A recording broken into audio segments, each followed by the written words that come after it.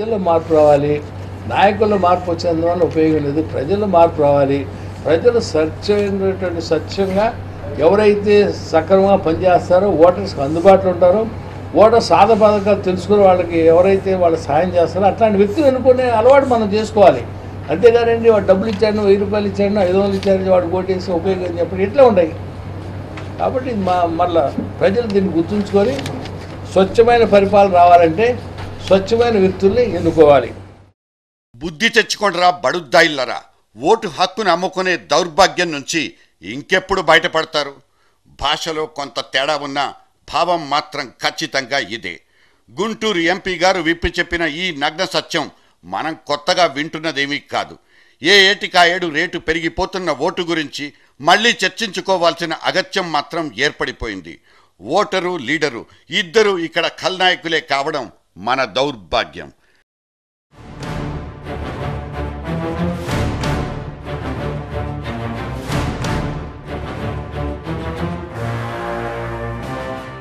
DTH direct home నేరుగా నట్టింటికే నడిచొచ్చే currency నోట్లు 6 నెలలకోసారి టంచన్గా ముంచుకొస్తున్న ఎన్నికల సీజన్ పుణ్యమా అని ఓట్లేయించుకునే టెక్నాలజీలో కూడా సరికొత్త మార్పులకు చోటు దొరికేస్తోంది. ఈ భాగ్యలక్ష్మి బంపర్ లాటరీకి ఓటర్ ఎంతగా సరెండర్ అయిపోయాడో తెలియడానికి మొన్నటి కర్ణాటక అసెంబ్లీ ఎన్నికల బ్యాలెన్స్ షీట్ ఓపెన్ చేస్తే సరి. ఎలక్షన్ కోడ్కు దొరకకుండా మహారాష్ట్ర నుంచి దొడ్డిదారిలో తరలించబడ్డ కరెన్సీ కట్టలన్నీ ఒక పకడ్బందీ పంపిణీ ప్రక్రియను అనుసరిస్తూ ఇంటింటికి చేరిపోయిన వైనం ఓటుకు నోటు ట్రెండ్ని సరికొత్త పుంతలు తొక్కించి పారేసింది.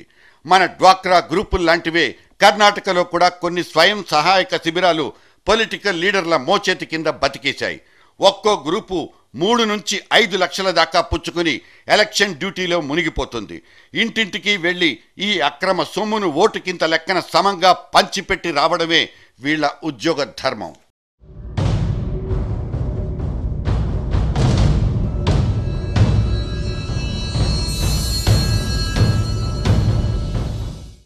ఈ రకంగా కర్ణాటకలో ఓటర్లకు పంచిన మొత్తం సొమ్ము 3000 కోట్లు. అంతా చీకట్లు తెంచుకుని బయటపడ్డ నల్ల డబ్బే. మైనింగ్ మాఫియాగాళ్లు దోచుకుని దాచిపెట్టుకున్న మురికి ధనం. 10 లక్షలు దాటిపోయే ప్రతి విత్డ్రాయల్ మీద ఒక కన్నేసి ఉంచాలన్నది ఎలక్షన్ కమిషన్ బ్యాంకు వాళ్లకు జారీ చేసిన ఆదేశం. కానీ తమ బ్యాంక్ బ్యాలెన్స్లకు కన్నాలేసుకునేంత తెలివి తక్కువ మనుషులు కారు ఈ నేతాస్త్రీలు. ఓట్లు కొనడానికి ఖర్చు పెట్టే ప్రతి రూపాయి బ్యాంక్ అకౌంట్లతో నిమిత్తం లేని బ్లాక్ మనీ మాత్రమే. అభ్యర్థుల ఖర్చు నియోజకవర్గానికి 16 లక్షల కంటే మించకూడదంటూ గీతగీసిన ఈసీని సైతం బేఖాతరు చేస్తూ 5 కోట్ల దాకా తగలేసిన ఈ తలకాయల్ని ఏమని పిలవాలి? అంతేసి మొత్తాల్ని దిగమింగిన మన ఓటర్ మహాశైల్ని ఏ లెక్కన జమ కట్టాలి? మనకైతే తెలీదు. పక్క పార్టీ వాడు ఇస్తుంటే మేమెందుకు ముడుచుకు కూర్చోవాలంటూ ఆర్గ్యుమెంట్స్ లేవనెత్తే రోజులు పోయి ఇవాళ వాళ్ళు అడుగుతున్నారు మేమిస్తున్నామంటూ నేరుగా జనాన్నే బుక్ చేస్తున్న పొలిటికల్ పార్టీల నోళ్లకు కళ్ళెం పడే ఛాన్సులు ఎక్కడ? ప్రజలు కూడా గుర్తుంచుకోవాలి. వాళ్ళు ఏం చేస్తున్నారు? ఎలక్షన్ అప్పుడు డబ్బు తీసుకున్నారు. తర్వాత వచ్చి వాళ్ళు పనికి వచ్చినప్పుడు ఏం చేస్తున్నాం? మీరు రాజకీయ నాయకులు మేము ఎక్కడి నుంచి వస్తాయి మా డబ్బులు? నేను ఎక్కడి నుంచి వచ్చాను? నేను వ్యాపారం చేసి నేను సంపాదించానా? వ్యాపారం చేయకుండా నేను సంపాదిస్తున్నాను. ఏది రాజకీయ అవినీతి అంటే రాజకీయ అవినీతిని ఎవరు ప్రోత్సహిస్తున్నారు? ప్రజలే ప్రోత్సహిస్తున్నారు. దాన్ని వాళ్ళే ఖండం చేయాలి. ప్రజలే వాళ్ళ దగ్గర డబ్బు తీసుకోవద్దు. ఎవరైతే ఓటు ఆడడానికి వచ్చి వాళ్ళ దగ్గర డబ్బు తీసుకోకూడదు. ఓటేయాలి. ఓటేసిన తర్వాత ఓటేసేటప్పుడు మీరు డబ్బులు తీసుకున్నారు, అవి తీసుకున్నారు. తర్వాత ఏం చేస్తున్నారు? వచ్చిన తర్వాత ఏమండి వీళ్ళు కరప్షన్ అన్నారు. కరప్షన్ అంటే ఏంటి? వాడు ఎక్కడి నుంచి సంపాదిస్తాడు? మీ నుంచి ఓట్లు కొనుక్కోవడానికి అయ్యే ఖర్చు మా పెట్టుబడి. మరి గెలిచిన తర్వాత అంతకంతా సంపాదించుకోకుండా ఎందుకుంటాం అన్నది ఒక్క రాయపాటి మాటే కాదు, ఇవాల్టి సరాసరి పొలిటీషియన్ భావోద్వేగం. సరిగ్గా ఇక్కడే రాజకీయం అనేది వ్యాపార రంగంగా మారిపోయిందా? రాజకీయాల్లో అవినీతి పుట్టుక ఇలాగే జరిగిపోయిందా? ఒక్కసారి గెలిచినోడు ఆ గెలుపులోని కిక్కును వదులుకోలేక మళ్ళీ గెలవాలనుకుంటాడు. అలా గెలవాలంటే ఓట్లు కొనుక్కోవాలి కనుక సంపాదనకు అలవాటు పడి తీరుతాడు. దీని పర్యవసానమే అక్రమాస్తుల కేసులు, అవినీతి కుంభకోణాలు.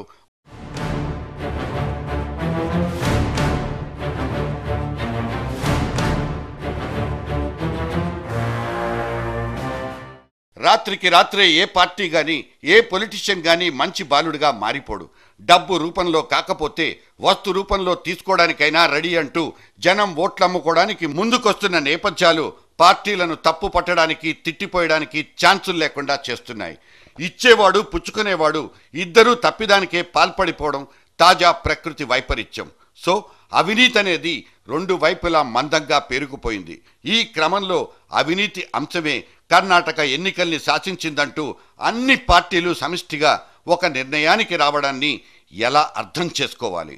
కాంగ్రెస్ హైకమాండ్ అయితే కన్నడ తీర్పు నుంచి గొప్ప గుణపాఠం నేర్చుకున్నట్లు నటిస్తూ క్యాబినెట్ నుంచి ఇద్దరు బడాస్త్రీలనే బయటికి తోలేసింది. ఇక్కడ ఇంకో ఇద్దరు రాష్ట్ర మంత్రుల భవిష్యత్తుల్ని దారం కట్టి గాల్లో వేళ్లాడదీసింది. అవినీతిని మేము అసలు పట్టించుకోవడమే మానేశామంటూ జనం ఒట్టేసి చెబుతున్నా ఇదిగో చూడండి అవినీతికి మేం బద్ధ శత్రువులమంటూ రుజువులు చూపించాలని పార్టీలన్నీ తెగ పోటీ పడిపోతున్నాయి. అవినీతి రహిత సమాజం కోసం అవినీతి లేనటువంటి నీతివంతమైన పాలన ఇచ్చిన ఘనత కూడా తెలుగుదేశం పార్టీది. ఈ రాష్ట్రంలో 16-17 సంవత్సరాలు తెలుగుదేశం పార్టీ అధికారంలో ఉన్నాం. ఒక సమర్థవంతమైన పాలన ఇచ్చాం, సుపరిపాలన ఇచ్చాం, పేదవాళ్ళకు అండగా ఉన్నాం, తెలుగువారి ప్రతిష్ట పెంచాం. కడాన ఎక్కడ అవినీతి లేని పాలన తెలుగుదేశం పార్టీ ఇవ్వడం జరిగింది. అందుకనే తెలుగుదేశం ఎప్పుడున్నా అవినీతి పరులు భయపడేవాళ్ళు. ఓటు హక్కును రేటు పెట్టి అమ్ముకోవడానికి మేమెప్పుడైనా సిద్ధంగా ఉంటామంటూ 90% జనం తమ సిగ్గులేని తనాన్ని బయటపెట్టుకుంటున్న చంద్రబాబు లాంటి కొందరు సోకాల్ సంఘ సంస్కర్తలు రిఫార్మ్స్ నీడెడ్ అంటూ కొత్త డిమాండ్లకు పోతుంటే మన బోటి వాళ్లకు నవ్వు ఏడుపు రెండూ కలిసిన ఒకలాంటి విచిత్ర భావం కలుగుతోంది. పెద్ద నోట్లు వద్దే వద్దంటూ చంద్రబాబు చెప్తున్న కరెన్సీ కహానీలు ఎంతవరకు కరెక్ట్? 500-1000 రూపాయల నోట్లు కొంతమందికి ఉపయోగపడే పరిస్థితి వచ్చింది. అంటే పేదవాడికి ఉపయోగపడడం లేదు, కానీ ఈ డబ్బులుండే వాళ్లకు బ్లాక్ మనీ కోసం, అవినీతి డబ్బుల కోసం, నేర చరిత్ర కలిగిన వాళ్ళకి ఒక భూమి కింద ఇవి ఉపయోగపడుతున్నాయి. హై డినామినేషన్స్ ఏవైతే ఉన్నాయో 1500 రూపాయలు రద్దు చేసి మిగిలిన చిన్న నోట్లు చిల్లర ఎక్స్పెండిచర్కు నియర్ బై చిన్న పనులకు ఆ డబ్బులు ఉపయోగించే పరిస్థితి వచ్చాయి. ఈ రెండు కానీ ఇంకొన్ని నిబంధనలు పెట్టి కంట్రోల్ చేస్తే అవినీతిని అన్ని మనం అనుకున్నట్టు అక్రమార్జన చాలా వరకు కంట్రోల్ అయిపోతుంది. తెలుగుదేశం డబ్బాలో డబ్బులైపోవడం వల్లే రిజర్వ్ బ్యాంక్ ఆఫ్ ఇండియాకు ఇటువంటి అప్పీళ్లు చేసుకుంటున్నారన్నవి ఇంకో రకం సెటైర్లు. గల్లాపెట్ట నిండుకోకుండా ఎల్లప్పుడూ గలగలా సౌండ్లు రావడానికి పార్టీ ఫండ్స్ అనబడే ఇంకో దొడ్డిదారి ఉండనే ఉంది. రాజకీయ పార్టీలకు వసూళ్లకు ముడిపడిపోయిన ఒకనొక విడదీయరాని బంధమే తెరాస లాంటి పార్టీల్ని బాగా బతికిస్తోంది. ఫలానా పారిశ్రామికవేత్త నుంచి ఫలానా సైజులో దండుకున్నావంటూ సాక్ష్యాధారాలు బయటపడి సినిమా సిబిఐ గేట్ల దాకా వెళ్లిపోయినా సదరు పార్టీ అధినేత దగ్గర సమాధానం అంటూ లేదు. పైగా దూకుడు పెంచి పొలిటికల్ వెదర్ని హీటెక్కించి తనదైన హైజాకింగ్ టెక్నాలజీతోనే ముందుకెళ్లిపోయారు కేసీఆర్. మోకాళ్ళ మీద నడిచొచ్చిన చంద్రబాబు నాయుడు చేతులు కూడా ఉత్తవస్తులు కూడా వెళ్ళాడు. ఓటు సంగతి తెచ్చిపెట్టి ఓటు కాదు, గంత గౌరవమైన పరిస్థితికి ఆ పార్టీ పోయింది. ఎన్ని అబద్ధాలు చెప్పినా ఏం చెప్పినా కూడా ఇంకా వాళ్ళని నమ్మే పరిస్థితి లేదు. ఇక్కడ కేసీఆర్ మార్కు కాలుష్యమే కనిపించింది తప్ప తన మీద పడ్డ అవినీతి మరకలకు జడుచుకున్న ఛాయలు మాత్రం లేనే లేవు. దంచుడే కానీ పంచుడు మీద ఆయన అసలు కన్సర్న్ లేదని అనుకోవచ్చా? ఇక టైటిల్ కార్డ్స్ నుంచి సౌండ్ పార్టీగా పేరుపడ్డ జగన్ క్యాంపులో అయితే ప్రతిదీ బహిరంగ రహస్యమే. అవినీతి అనేది అక్కడో చచ్చుమాట. అసలు ఆ సబ్జెక్టే మా సిలబస్లో లేదంటూ బాహాటంగా చెప్పుకునే దిక్కుమాలిన పరిస్థితి. అవును, మా పార్టీలో దొంగలు పడ్డారంటూ లేటెస్ట్గా జ్ఞానోదయం పొందిన బ్రదర్ జూపిడి జాడింపులే ఈ తరహా వాదనకు సాక్షిభూతాలు. కాకపోతే ఇవన్నీ మనకు బాగా అలవాటైపోయిన ప్రమాద హెచ్చరికలు. బేషుగ్గా బేఖాతరు చెయ్యొచ్చు. ఈ రోజు ఇంకొక అంశాన్ని కూడా నేను స్పష్టంగా చెప్పదలుచుకున్నాను. వైఎస్ఆర్ కాంగ్రెస్ పార్టీలో ఉండి కూడా నేను మాత్రమే గెలిస్తే చాలు, నేను ఒక్కడిని మాత్రమే ఉంటే చాలు, మిగతా వాడు ఏమైపోయినా పర్వాలేదు అనుకునే కొంతమంది శాల్తీలు కూడా ఈ రాష్ట్రంలో వైఎస్ఆర్ కాంగ్రెస్ పార్టీలో దొంగలు పడ్డటువంటి నేపథ్యం కనబడుతున్నది. పచ్చ నోట్లు పంచి గల్లాపెట్టెలు ఖాళీ చేసుకుంటున్న వాళ్ళు, చేతులు నొప్పెట్టేస్తున్న వాళ్ళు, డబ్బులు తీసుకుని ఓటేసే బుద్ధి లేనోళ్ల గురించి గుండెలు బాధేసుకుంటున్న శబ్దాలు అప్పుడప్పుడు వినిపిస్తూ ఉంటాయి.